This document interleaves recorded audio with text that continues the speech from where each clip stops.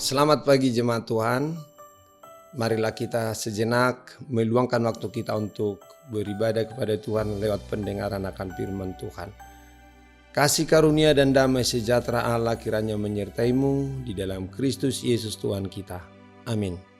Bapak Ibu jemaat Tuhan, firman Tuhan untuk kita di hari Selasa tanggal 1 Agustus di tahun 2023 ini, hari pertama di bulan Agustus, diambil dari kitab Yesaya pasal 54 ayat 10. Sebab biarpun gunung-gunung beranjak dan bukit-bukit bergoyang, tetapi kasih setiaku tidak akan beranjak daripadamu, dan perjanjian damaiku tidak akan bergoyang, firman Tuhan yang mengasihi engkau.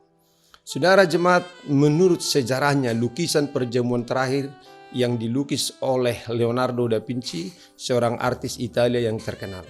Lukisan ini dibuat selama 7 tahun dan menggambarkan 12 rasul serta Yesus sendiri yang sedang mengadakan perjamuan terakhir. Mereka ini dilukiskan berdasarkan model yang hidup.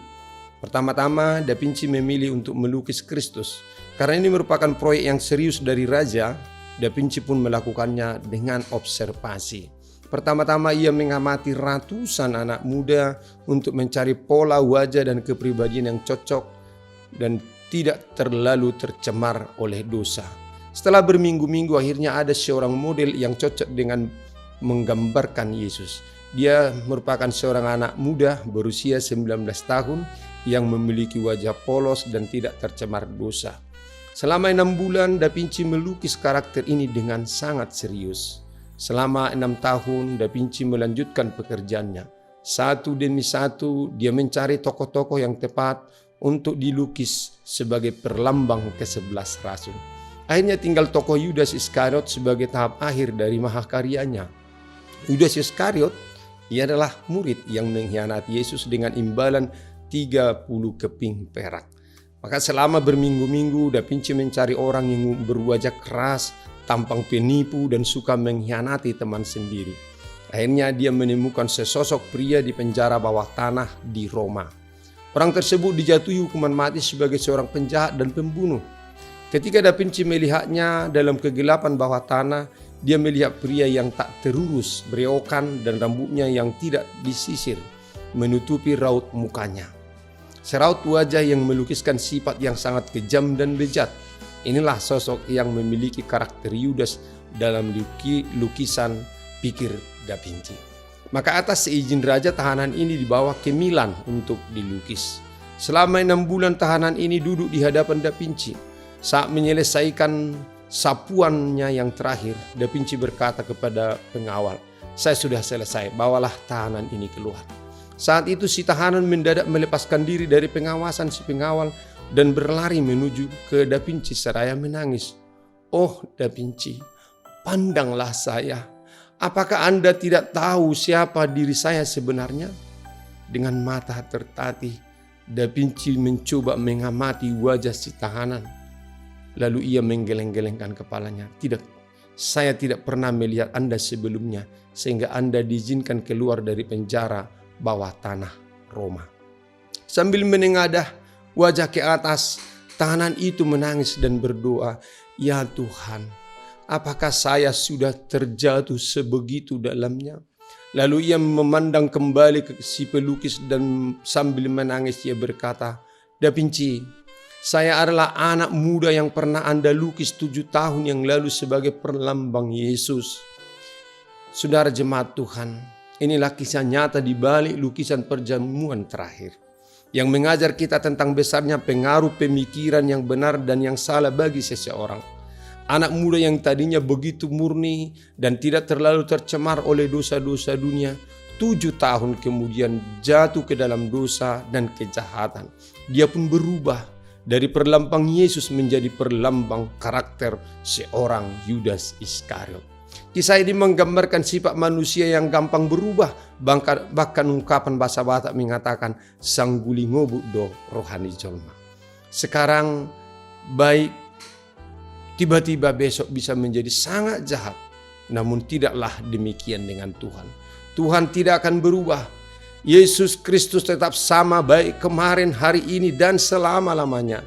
dapat kita baca dalam Ibrani 13 ayat 18. Firman Tuhan berkata pada hari ini, sebab biarpun gunung-gunung beranjak dan bukit-bukit bergoyang, tetapi kasih setiaku tidak akan beranjak daripadamu, dan perjanjian damaiku tidak akan bergoyang. Firman Tuhan yang mengasihi engkau. Yesaya 54 ayat 10. Allah maha baik dan setia di dalam kasih-Nya kepada kita. Gunung beranjak adalah hal yang sulit dan hampir mustahil. Tetapi kalau itu terjadi, namun kasih Tuhan tidak akan berubah. Bahkan Tuhan berkata, dapatkah seorang perempuan melupakan bayinya sehingga ia tidak menyayangi dari anak kandungnya? Sekalipun dia melupakannya, aku tidak melupakan engkau. Yesaya 49 ayat 15. Saudara jemaat Tuhan, kalaupun seorang ibu dapat melupakan bayinya, namun Tuhan tidak akan melupakan orang yang dikasihinya. Betapa mulianya kasih setia Tuhan kepada kita. Kalau dunia berubah dan segala sesuatu berubah, namun Tuhan tidaklah demikian.